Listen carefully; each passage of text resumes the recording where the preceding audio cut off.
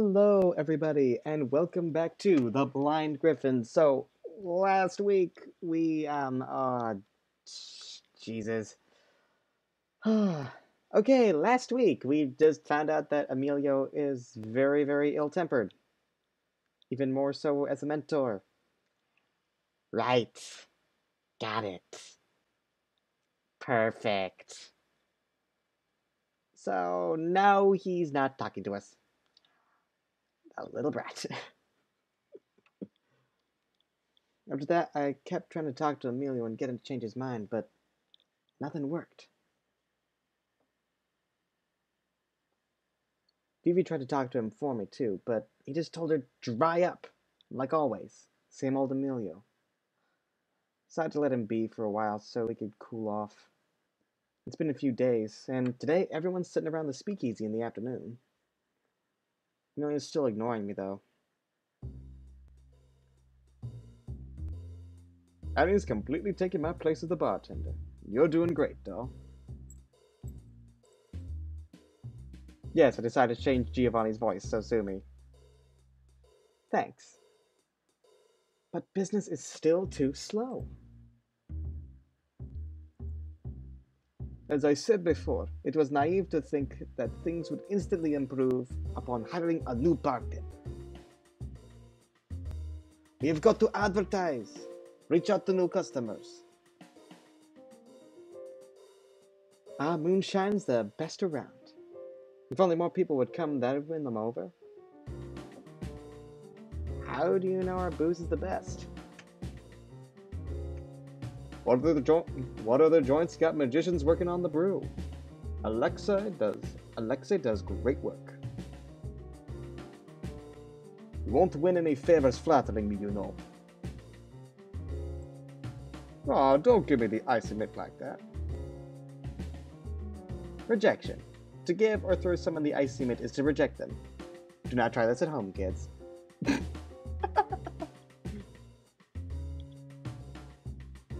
It's a swell idea and all, wanting to advertise, but how? What are we advertising? A lot of restaurants are serving booze nowadays. Maybe we should start selling food. We don't have the manpower or the budget for that. Everyone sighs. This is the catch about this job I was worried about. Well, aside from the whole, if I don't pass this exam, I'll lose my memory bit. I land a decent paying job, alright, but it turns out the place might go out of business if we don't do something quick. Figures. I look around at everyone, though, I get an idea. How about we play up the music stuff? What do you mean? The way I see it, Giovanni and Vivi are pretty nifty musicians, right? So what if you focus on that? Draw in the crowd by saying we've got real hoppin' music. That may work. The only thing people in this country like better than alcohol is jazz. Copacetic. We could spread rumors that the Blind Griffin's jazz is the cat's meow. And once they're here, the booze will have them hooked. Now you're talking. Everyone gets excited talking about their plans. Mary, Alexei, and Emilio leave to spread those rumors around town. Giovanni and Vivi start rehearsing to get up to snuff. Me, I get back behind the counter and practice mixing drinks some more. Practice makes perfect, right? A couple hours later, though, I'm pretty tired of it. Even though Emilio only taught me about fire stuff like focus and technique.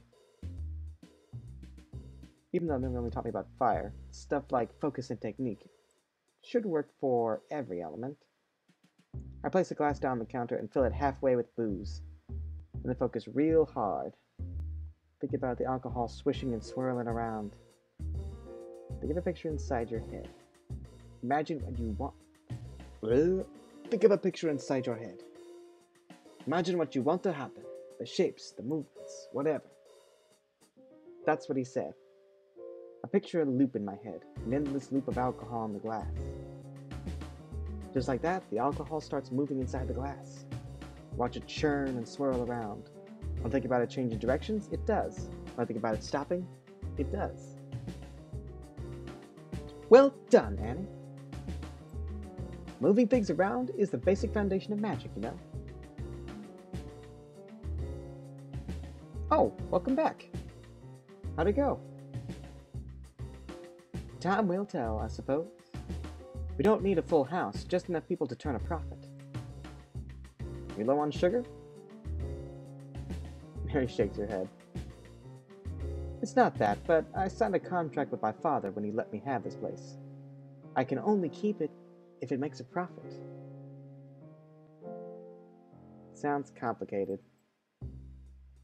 Family usually is, you understand, don't you? Do I ever? Harry just watches me work for a little while. So why don't you think you're the teacher type? That's what you told me before. I picked Emilio as my mentor. But I think you're plenty cut out for it. You're real nurturing and stuff. She laughs lightly. It's not my racket. You think it's Emilio's racket? He hasn't talked to me in 3 days. Give me a sidecar, Annie. I feel like she's dodging the issue, but what can I do? If she doesn't want to talk about this, I can't make her. I shake up some cognac, cointreau, and lemon juice for Mary. After it's mixed up good, I slide a glass over to her. A sidecar for the lady. She sips it like it's tea. Copacetic. You've really gotten the hang of this, Annie. I had a good teacher. Wish I could say the same for my magic. Listen, I can't argue that Amelia's a little difficult. A little? She doesn't trust easily. He especially doesn't really like shakeups in the status quo. What's a status quo? What I mean is, he doesn't like change much. You being here, well, that's a big change. But hang in there. He'll come around. Everyone keeps telling me that. Just give him time. He'll come around. Just wait. But it's hard being patient when my life's on the line. You want to give up on him? I think about this for a spell. Well, no. I don't like giving in. Makes me feel like I lost. I just don't know how to deal with him. Just keep trying to talk to him. Be nice. It might not seem like it, but he's about to crack. Honest. I can't help sighing. If you say so. He's probably on a street corner nearby. Why don't you try looking for him? Not after cleaning up the counter, I go upstairs and out. After looking all around, though, I can't find hide or hair of him. Where'd he go? Guess I'll have to talk to him later. I decided to go back to the Blind Griffin for the day.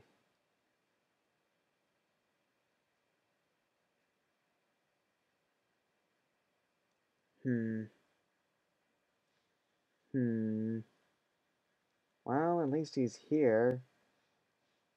But he's got a look on his face like he had some real sour grapes. Look over at Mary, who just smiles. She makes this rolling gesture with her hands. Is that supposed to mean go on? Sigh, looks like I'm gonna have to be the grown-up here. Emilio. What is it? I'm sorry I was disrespectful before. You've been doing magic longer than me, and I should listen. I'm giving my best shot here. Come on, Emilio. I'm sorry, alright? But it looks like you ain't even listening. keep staring at him. Blech. I keep staring at him, waiting. After a long while, he sighs. I'm sorry, too. What? I said I'm sorry, too. I just stared at him some more. That was sure a surprise. I've never mentored anybody before. I can't help my hot temper. Alright, I'm gonna save here real quick. But still, I was being mean. When I think about it, if you don't pass your test, that makes me look pretty bad too. Well, I can be pretty stubborn myself. But as your teacher, I should know better. Just because you're my mentor doesn't mean you're the better person. Are you apologizing or trying to pick another fight? Sorry. Alright. Truce? He holds out his hand to me. Truce? We're making up. Let's shake on it. Oh. We shake hands and then both of us smile. So you're gonna teach me something other than fire magic? You don't miss a beat, do you? Oh boy. What am I gonna do with you? Scratches his head for a bit. Oh! I remember reading about this test you can do. Test? Yeah, it helps people figure out their specialty. Wait, right here. Before I can say anything, he runs off to one of the shelves nearby. He rummages through some things for a while, and then comes back with a jar. I shoot him a look. Thank me in a minute. Here, take it.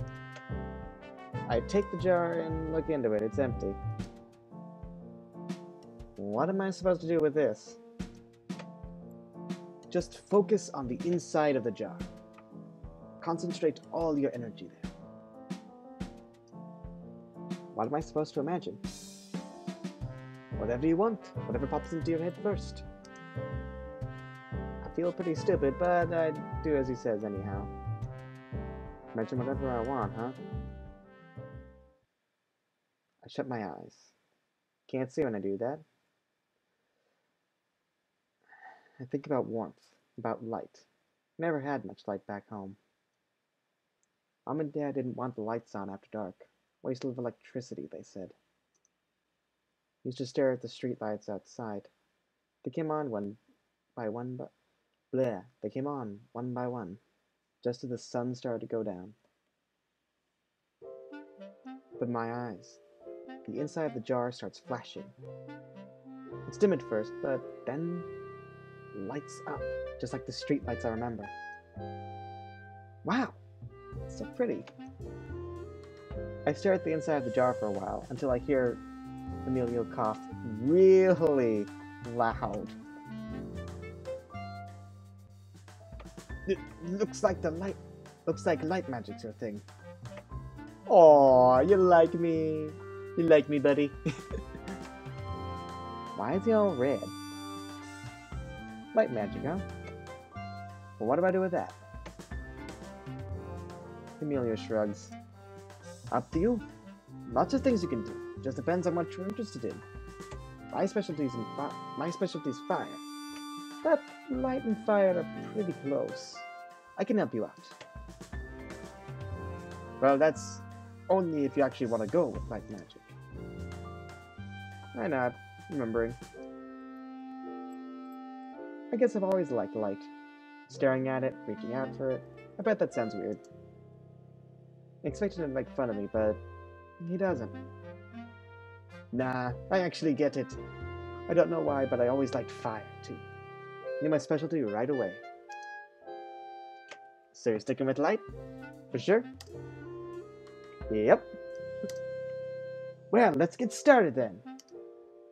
He cracks his knuckles, and we get to work on practicing light magic. I'm glad Mary convinced me to talk to him. I hope we can be friends. Oh, before that, I have to pass the magic exam, huh? Alright, and that's where I'm gonna stop. Now, I'm trying to rein in these episode lengths so that I can upload them at a faster rate. I'm still gonna have to upload this one through my longer and slower method, unfortunately. But anyway, thank you everybody so much for watching!